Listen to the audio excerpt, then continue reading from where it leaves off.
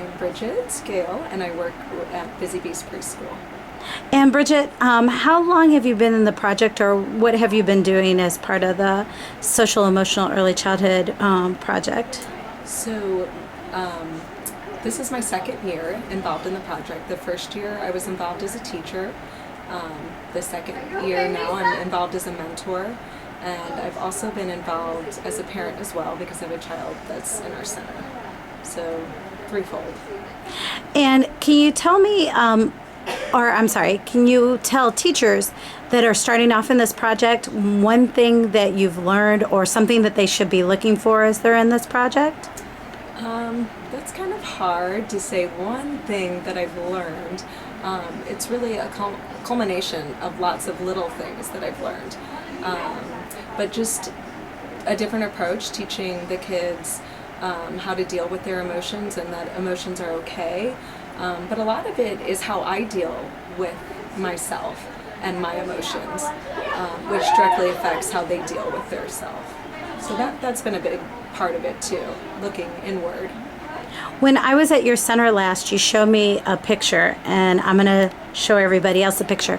Can you tell me a little bit about what happened and also what you've learned through the project that has influenced this within your center? Sure. And who is in this picture here?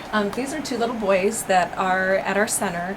And this was just so great to see. And this is a situation that has occurred repeatedly in our center, especially lately. And it's just really great to see everything that we're putting in place come together. So in this particular incident, these two little boys were having some problems with each other.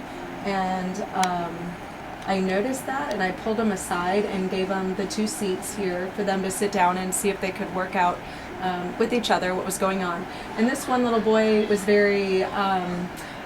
he's a very aggressive kind of kid, handsy, and the other kid's reaction to when he gets upset about things is to cry. So we had two different situations that we were looking at.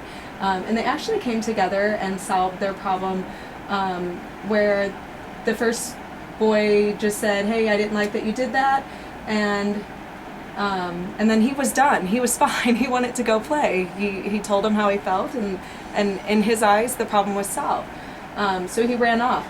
But then I pointed out to him that the other boy still was having problems, and it didn't seem that it was solved.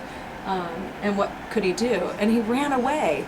And I thought, oh, he's just going to leave, and I didn't know what was going to happen. So I just watched him to see where he was going, and he actually ran over to the tissue box and got a tissue to help this little boy dry up his tears, because he thought that would help him to feel a little better. So, and it actually worked. The second little boy found comfort in knowing that his friend cared enough to go get him a tissue. And to me, this is at the point where everything has come together that we've been learning in the project.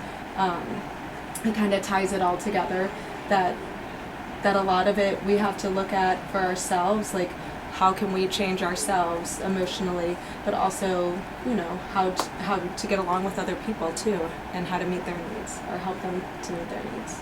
Now, those two have built skills, some empathy skills at a young age.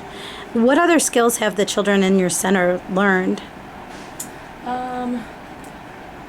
How to handle social situations, what to do when problems occur that they don't like, and to let their friends know that they don't like it. So just communication skills, being able to talk to their friends to solve problems instead of hitting, grabbing, biting, or sulking. We used to see a lot of that. And then like being able to label feelings, knowing how they feel and what that means, and that it's okay to feel that way, because we all have feelings, and it's okay if you're sad, it's okay, if you're happy, those kind of things. What other community organizations have you connected with that you've invited to your parent meetings to give them some additional support? Right now we're working with Grace Hill to help our families get some information where they come in and they can educate our parents as well. And then anything that you would like to finally tell a teacher that is just starting off and doesn't quite know what they were signed up for? Well, you're in the right place. This is just a great opportunity. So absorb as much as you can. It really is a good place to start. It's not something that you're going to be able to walk into your classroom and do once and expect everything to change, but if you really stay focused and on task with this, you will definitely start to notice the changes that can occur. So you definitely have to put yourself into the project if you want to benefit from it, but it is, as you can see from this picture, a great learning experience for yourself and for the kids. And then, interestingly enough, talking about yourself, one of the things that you did was kind of going outside your comfort zone, was that you actually co-presented with me today with our final group for last week and then this week. And how did it feel teaching your peers about social development, especially focusing on girls? Well, girls is a little harder for me because that's definitely not my comfort zone. I have 3 brothers. I grew up in a boy environment, and I have 2 boys myself, and actually my classroom right now is mainly all boys. It's usually like 9 boys and 1 girl every day, so we're definitely on the boy end of things, but I think that it's a great experience. Anytime you can push yourself, that's when that leads you to improving things, so I think it was a great experience.